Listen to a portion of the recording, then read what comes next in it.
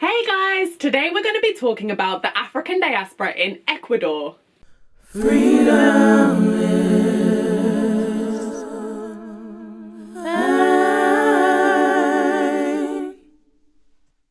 Afro-Ecuadorians make up roughly 10% of Ecuador's population, putting them at 1 to 2 million.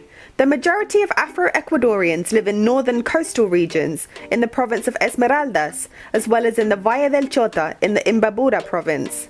The capital Quito and the city of Guayaquil also have a significant black presence.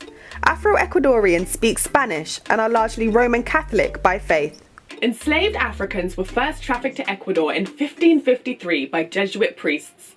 There is also evidence they arrived when slave ships en route to Peru were shipwrecked on the Ecuadorian coast.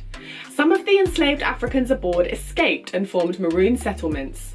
Afro-Ecuadorian slaves worked in agriculture, gold mining, domestic work, and ranching. There was a particularly high number of slaves in the Chota Valley, where enslaved Africans grew cotton and sugarcane.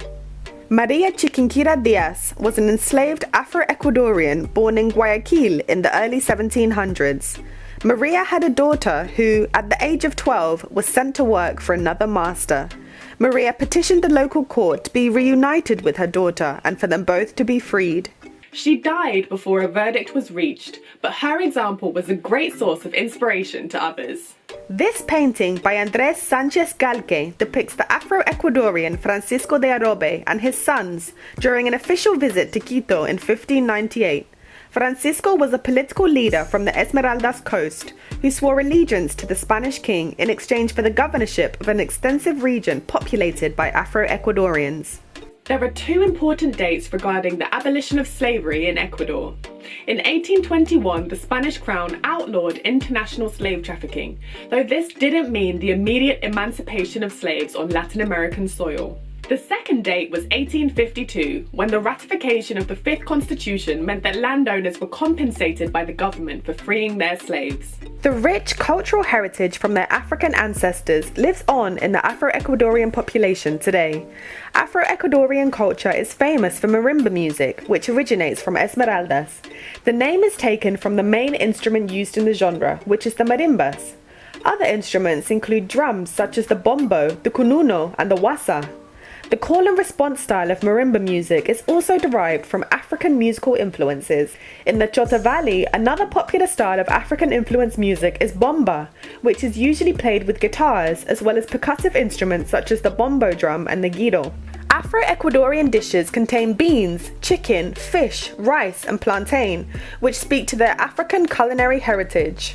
It wasn't until 2001 that the first national census included a question about ethnicity and actually quantified the Afro-Ecuadorian population. Sadly, Afro-Ecuadorians remain woefully underrepresented in the political arena. Slowly but surely, however, things are changing, and in 2006, the Collective Rights of Black and Afro-Ecuadorian Peoples Law was passed.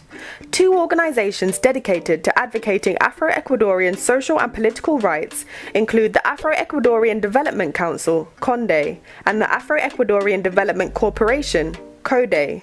These organizations work with the government to inform policies and strategies for improving life for Black communities. Since 1997, October 2nd has been celebrated as Afro-Ecuadorian Day. Across Esmeraldas and other regions with a high Black population, there are religious, cultural, and artistic events in celebration of their African roots. Prominent Afro-Ecuadorians include Diana Salazar Mendez, who is the current State Attorney General. Renowned writer and poet Nelson Estupiñán Bass was nominated for a Nobel Peace Prize in Literature in 1998. There have been a number of successful Afro-Ecuadorian footballers and athletes, including Ener Valencia, Antonio Valencia, Agustín Delgado, and Alberto Spencer, who was considered the greatest Ecuadorian footballer of all time. Jaime Hurtado was a politician and a deputy in parliament who was running for president when he was assassinated in 1999. Three Afro-Ecuadorian beauty queens have won the title of Miss Ecuador: Monica Chalá in 1996, Soraya Ogonaga in 1998, and most recently Lady Mina in 2010. Afro-Ecuadorians continue to pass their African cultural heritage down the generations to keep their traditions alive. freedom is